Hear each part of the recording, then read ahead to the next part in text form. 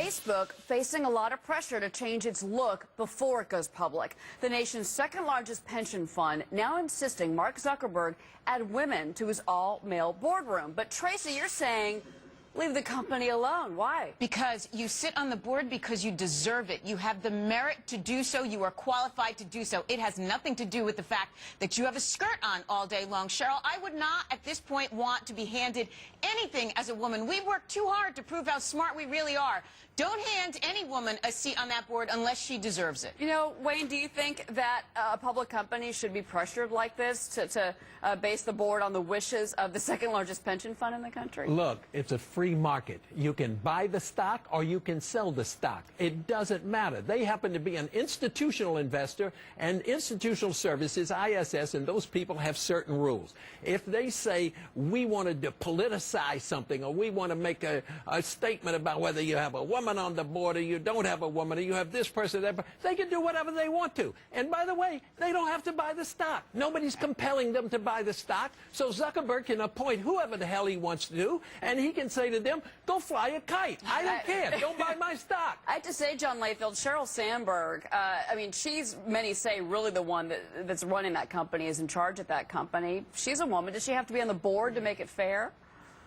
No, and she is probably the best tech executive in the world. I think when the job she did at Google and the job she did at Facebook proves that. But it is shameful to me that these tech companies, it's like a bunch of tech geeks build a treehouse and put up a sign up that says no chicks allowed. I mean, I am for shareholder value, but if you're saying that the only people that are qualified are white males to be on that board, I have to disagree with that. This year, 2011, and I think we should no longer discriminate on race or gender. I'm not for forcing women in, but I am for opening up opportunities that are not there in Silicon Valley and on Wall Street. But we're presuming he discriminated to begin with.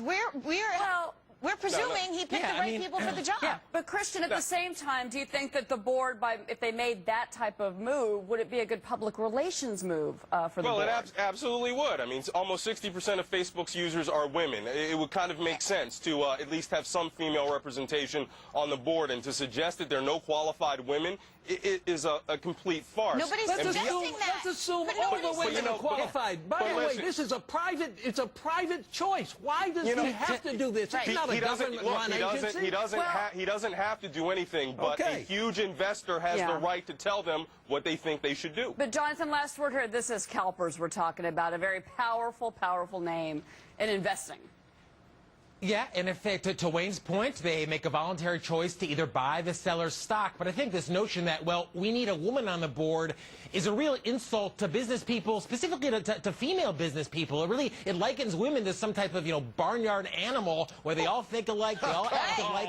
I think that like someone's, truly, I mean, it's terrible. It's an insult. I think like someone's race, someone's gender is just about the least important thing. Like Wayne said, get Meg Whitman, get That's Ursula, like saying Barr and Jackie Xerox. Robinson was a private decision among private shareholders. Come on, it's the year 2011. There are women that are qualified, and they are being excluded. Okay, That's guys, great discussion. Thank you very much.